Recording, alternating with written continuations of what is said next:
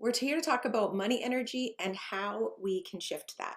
So, first, I want to start by basically talking about something that's really foundational to everything I teach. And that is the idea that you are a spiritual being. Okay, so you are made up of energy, right? So, I think it's about grade 10 biology that we learn that, right? We learn about the mitochondria and ATP and how energy is produced in our body and all of that stuff. So we know that we as a human, we are made up of energy. We also know that the energy of anything can be measured. So that includes the energy of emotion. So um, David R. Hawkins did a ton of work around this, around the idea that you can um, measure emotions and measure the energy of emotions. So positive love-based emotions makes things grow and thrive, and negative fear-based emotions makes things stagnate and eventually die. And many of you have probably seen, like in schools and stuff, they do an experiment with children where they show how if you take a plant and you give that plant a ton of love, um, and water and sunlight, the plant given love will thrive versus a plant that is given the exact same amount of water and sunlight. But if the kids, say mean things to the plant and whatever, that plant will eventually die. So we know that energy is real. We know we're made up of it. We know that emotions are energetic, and we know that good creates more good and bad creates less good, right? The book, The Body Keeps a Score, is another great example that talks about that. And then throw in the law of attraction and the fact that like attracts like, right? So it stands to reason then that your thoughts and your emotions, which are your energy around money, are very much responsible for what your financial situation is going to look like. So just like your relationship, the way that you know that your relationship energy needs some work is you simply look at your relationship, and if it's not going that well, you know that there needs to be some work done there. It's the same thing when we're talking about your money energy or your finance energy. Is take a look at where your financial situation is at. Is it where you want it to be? And if not, there's always work that can be done. And to be honest, even if, even somebody who has Denise Duffield Thompson, she's a great one. She teaches a lot about money and, helping women in business to improve their money mindset. And she's a great example. She's made millions and millions and millions of dollars, and she makes millions of dollars every year. And she still continues to do her work around her money mindset or her money energy. So this is really important because just like your relationship obviously has a huge impact on how happy your life is, your money energy also has a huge impact on on your money, but on that prosperity, right? So when we talk about ideas around prosperity and living a life filled with joy and prosperity, it's not prosperity isn't just about money. Prosperity is about abundance in general. It's about love. It's about inviting a lot of joy into your life. And if you're not able to take a look at yourself and take a look and feel the power that you have over changing a lot of these pieces of your life, then you end up with a life that kind of just happens to you. And so, one of the hugest things with all of my clients is that first step, when you step into doing relationship work or work around prosperity, is you're really starting with the willingness to take full responsibility for your life and for your own well-being. You cannot have a happy and prosperous life if you don't get your relationship stuff figured out. And you cannot have a happy and prosperous life if you don't get your money patterns figured out as well. So I want to be really clear about something to start, and that is that when we're talking about figuring this stuff out, this does not mean, and I am not suggesting that you always need more money to be happy. And most of the research shows that, the research definitely shows for sure that the most important thing to your happiness is your relationship. Okay, so your ability to show up in a relationship in a healthy way will 100% of the time make or break whether or not you have a happy life. But the other thing that is going to make or break, the sort of the second thing, is how you deal with your finances. But there sort of gets to a level, the research shows, where as long as you have basically enough money, and that's different for everybody, but when you get to a certain level of money, happiness doesn't change after that. Okay, so that's a really important thing to know, is that, and certainly not that I'm against having millions of dollars. I think that's great. But it's not always, having millions of dollars doesn't make you happy. And of course, we see that all the time with celebrities who, end up with having terrible lives, even though they've got millions or billions of dollars. So having more money doesn't make you happy. And that's really what we're talking about today, is how to shift your energy so you're creating prosperity for you, so that if you do have more money, you will feel happy with it, versus ruining your life to try to chase more money and never ever feeling happy with it anyways. Most people chase money, or they think that money is going to give them more freedom and more beautiful things and more experiences. But to be honest, there's a lot of people that have a ton of money, whether it's just, whether it's millions or billions or hundreds of thousands, whatever feels good to them. And a lot of times, though, people end up with way more stress and way more issues than people with way less money. Okay, so as Denise Duffield Thomas says, she says, money doesn't solve money problems, right? And I would agree, and I would add that money doesn't solve money problems, but energy solves money problems. So there's two things that I want you to get really curious about understanding when it comes to looking at your money energy. So the first thing is to take a look at your relationship with money. And then the second thing is to take a look at how money flows in and out of your life. Okay, so let's start with the idea around relationship with money. So if I were to ask you, how do you feel about money? I want you to really think about what comes up for you when I ask you that question. So often people will say, well, obviously I really like money and I would really like more of it. But the key thing to remember here, when you're really starting to get curious about your relationship with money, just like when you get curious about your relationship with your partner, is to ask yourself the question, okay, so if I really want more money and I really like money and I want more of it, how much love and attention do you give to money? And even how do you feel about the word love when you're talking about money? So do you check in with your money every day?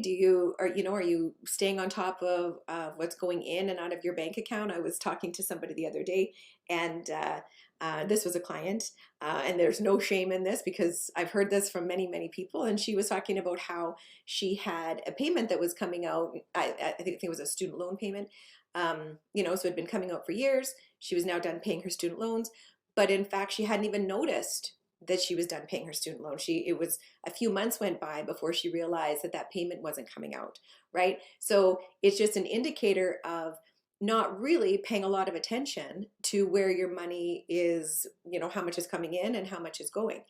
And when money does come in, again, when you're looking at your relationship with it, so when you get that money, do you feel a lot of love or gratitude or appreciation towards it? So do you, take care of your money because it really matters and it's really important to you?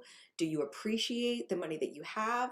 When you go to pay your bills and stuff, do you have some gratitude in your heart around the fact that you have the money to pay the bills, or that the money, when a bill comes in, that you're going to have a paycheck coming in next week that will help you to pay for it? Because all of those things matter, and all of those things are really great questions in terms of starting to understand your actual relationship with money, because your relationship with money is going to determine what your future financial situation looks like. So if you mostly ignore your money and you kind of, look at your bank accounts once in a while or once a week or something like that, just to make sure there's enough in there, or maybe you only check them when you're worried that there isn't enough. A lot of people will say that their paycheck comes in and they barely notice it because they just kind of grumble that most of it's gone as soon as it arrives. Um, when you start to look at that, you realize, just like in your relationship with your partner, your feelings towards what's going on are actually driving the results that you're getting. Okay.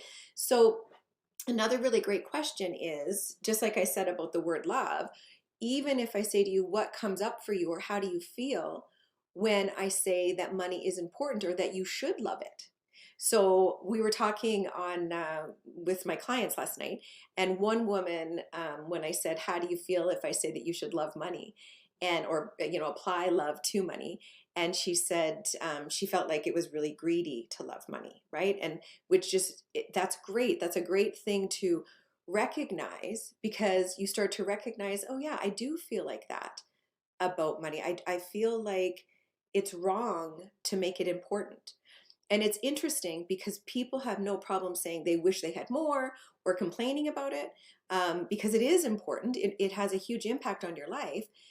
But there's also the flip side of that is your belief system, those false lessons, wherever they came from, whether it's childhood, you know, previous relationships, previous whatever has happened, that's given you this idea that money should not be important to you. But I assure you, if money is not important to you, um, you will never have very much of it. So another woman told me that they have always been taught to not talk about money. So that's that idea that, money is sort of a shameful or dirty little secret. Like you don't talk about money in polite company. And to be honest,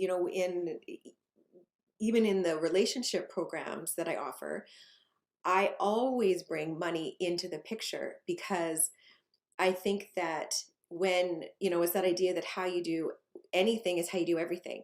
And if you feel shame around money, you probably have shame around a lot of other issues. And I would love to see more women, you're sitting around having tea or having a glass of wine with your friends.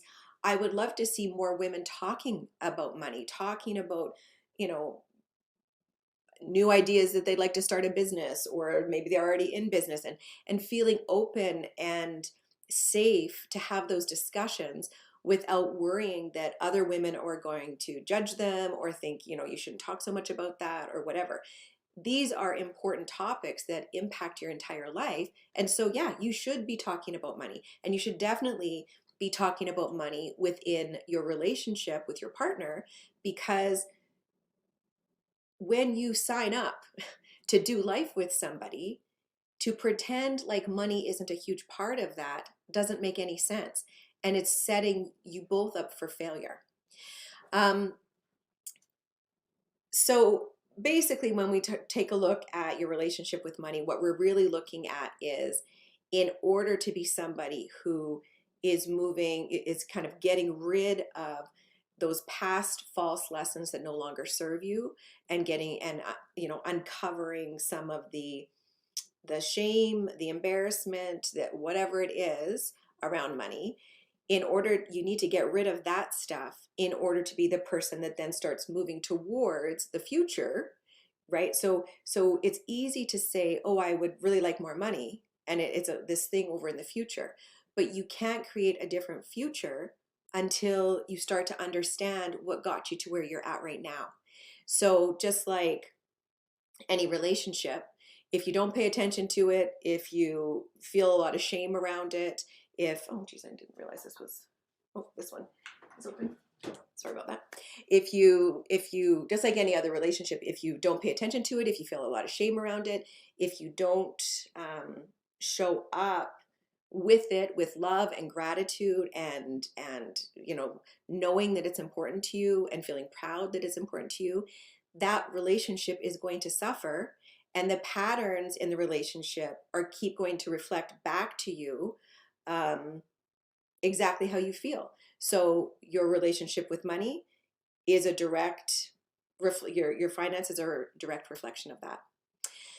So, the second part of figuring out your money energy comes with looking at how it flows in and out of your life. And definitely, your relationship with money has a lot to do with this, but it is kind of a more specific way to start to, analyze where there's patterns there that need to be shifted. So, understanding the patterns is really important to helping to shift them.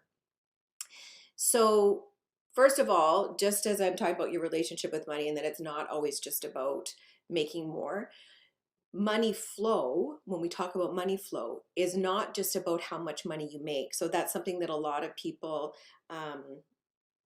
misunderstand is they think that they focus a lot on how much money flows into them. And of course, that's one piece of it. It's a really important piece. But I also know plenty of people who make plenty of money, and it just means they've got even bigger debt or even bigger financial problems. So, and then I also know a lot of people who make way less money and they might have way more in the bank because of some of their other really great patterns around the way that money flows for them. So when we're talking about money energy flow, we're talking, yes, we're talking about earning it, of course, because it's got to come from someplace. We're talking about saving it. We're talking about spending it, and we're talking about investing it. So when you get curious about each of these, earning, saving, spending, and investing, you can start to see where your particular money energy patterns are working and where they're not working for you. So when we take a look at earning money, this always comes down to and is a reflection of your confidence and your belief systems around what you can bring in. And there's lots and lots of reasons that women block this.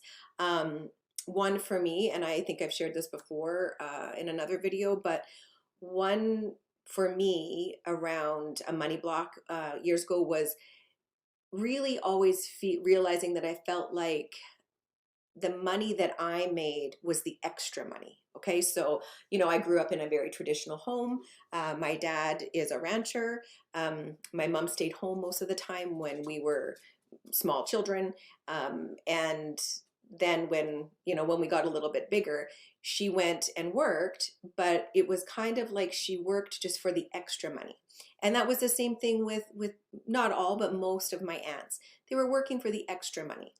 And another one that so when I realized that came up for me, it almost felt like I shouldn't, like there was some sort of something wrong about making a lot of money. Like it was like, well, so it's just a patriarchy thing in our society, but it was really an interesting thing for me to uncover. And another one for me was around the idea that if I made too much money because I'd had, you know, quite a traumatic divorce, it was this fear that if I made too much money, that almost like no man would ever want me or no man would ever want to take care of me. And as somebody who definitely sits in a feminine energy in a relationship and really like to sit in a feminine energy, it was this kind of push-pull pattern with my energy that said, if I make a lot of money, then that really masculine man that I really wanted, and I wanted somebody to take care of me, and it almost felt like I couldn't have both. And I remember realizing, wow, that's a false belief that I'm carrying, and how that must be blocking my money. As I started to figure that stuff out, my income just went through the roof compared to what it had been, because it's like that energetic block was just released. And then it was like I had permission. It was like all of a sudden safe for me to make more money than I had ever made before. Another one that I think is a money block for women when it comes to earning, and I mean, there's so many, and I'd love for you to put in the comments anything that comes up for you or anything that has come up for you around this. But another one that comes up for women is the idea that if they have to make more money, or if they that the only way to make money, enough money, is to really really work hard and work their butt off.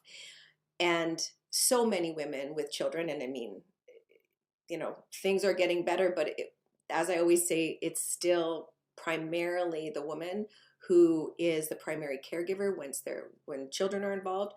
So often we go through this period of our life where there's quite a bit of juggling and stress, and in some cases overwhelm, when it comes to taking care of kids, and then if you have a job on top of that.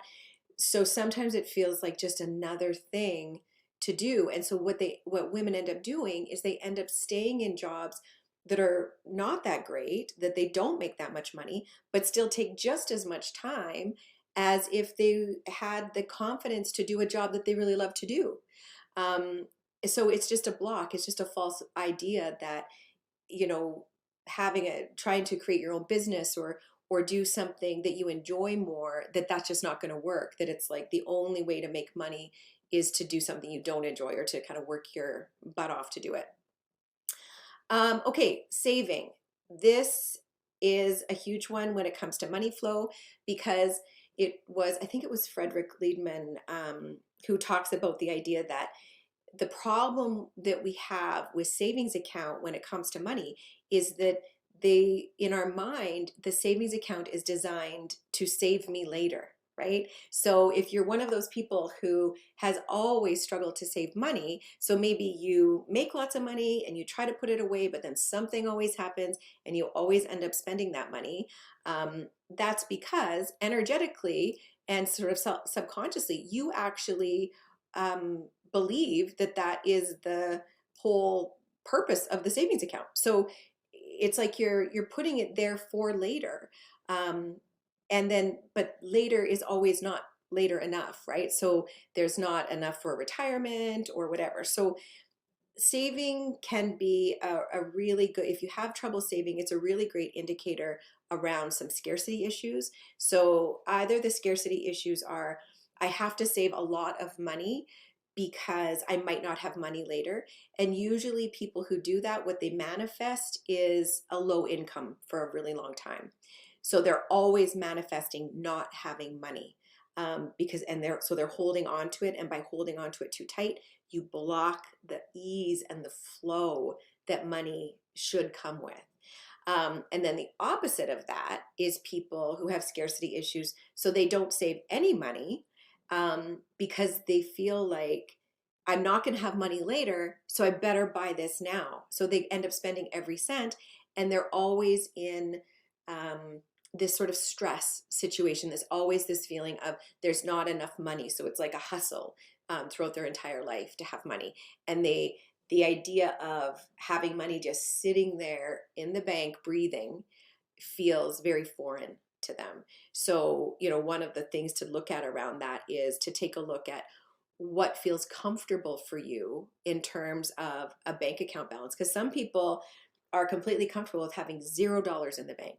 Other people can have $2 million in the bank and still feel like they don't have enough. So it's a really important thing when you start looking at energy flow of money, to take a look at your patterns around saving. Another thing that's, quite damaging is kind of this YOLO attitude, like, well, I'm just going to spend it now because you only live once. Because that attitude is really based on fear. So you can have a YOLO attitude that's based on joy, and you can joyfully spend. But generally when people take that too far, what happens is they're spending, but they always have this pit in their stomach, because often they end up getting themselves in trouble, in debt, because they're always spending all of their money, and they never have that sense of freedom or security that comes with, having enough money in an emergency fund, having money invested for the future, all of that stuff. So that YOLO attitude is often, as much as people try to sell it as a joy-based thing, it often is not. So it's something, again, to really take a look at when you're taking a look at your own patterns. Spending, another one that is very much about flow, right? So money flows in. How does it flow out? So as I said, with saving, sometimes people hold on too tight to money and that blocks the flow. And then other people spend too much. And what that does, obviously, is it creates either zero or it creates debt. Okay. And what debt really is financial clutter. And so just like, someone whose house is really cluttered, usually that means that there's an overwhelm, and anytime there's an overwhelm in your life, it's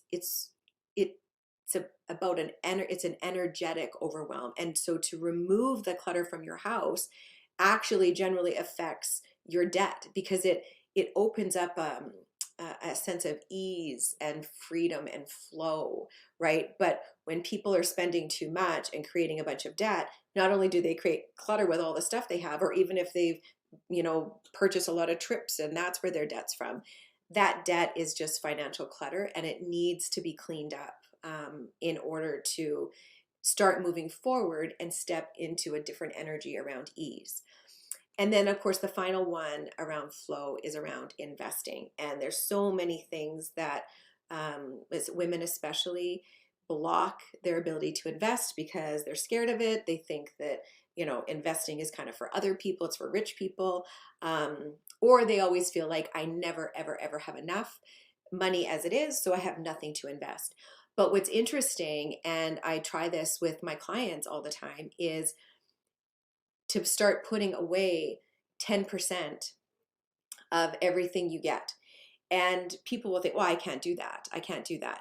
But what's interesting is those same people are the people who didn't even notice that their student loan payment was done, or right, like they feel like they don't have enough money. But the truth is, you put away 10%, and what you start realizing is you can live very easily on 10% less of what you have than what you have right now. And to sort of hammer that point home, for many people, if over the past, say, 5 years, you've gotten a raise here and there, whatever, most of the time, if you take a look at where that raise went, you don't even know where the raise went, because it just kind of got swallowed up by your lack of attention. Whereas if you start to pay attention and start putting 10% aside, and I mean, you don't need to invest it right away, but even just setting it aside to invest later, you start to get this sense that, wow, I can live off 10% less. And then what happens is you start making more money because your energy around money shifts. You become a person who has money in the bank. So there's huge psychological, and which is energetic, shifts that happen when you start to pay attention and give that appreciation and gratitude to your money, and start to manage it in a way that starts to break some of those patterns that you've seen in your past that have caused you to be maybe in a financial position that you don't want to be in. Okay, and that is everything for today. The only other thing is I am starting a new intake of a new program. It's called Prosper. It's very much related to money, but money's not everything in it. So it's really going to be about shifting your energy in all of these ways so that you can create a more prosperous future for yourself. And I'm just starting a waitlist for that program. So anyone who joins the waitlist, they are going to get first dibs on the details for the program. They will get a reduced cost to join. And yeah, so if you're interested in that, send me a DM or comment below this video and I will add you to the list. I'm really, really excited to get started. I think it's going to be life-changing for many women. Much of it is stuff that I've been teaching to my clients for years. And as I always say, most of the women that go through my program end up making more money. So this is just a more sort of fulsome and robust program around that will be added in to my client library.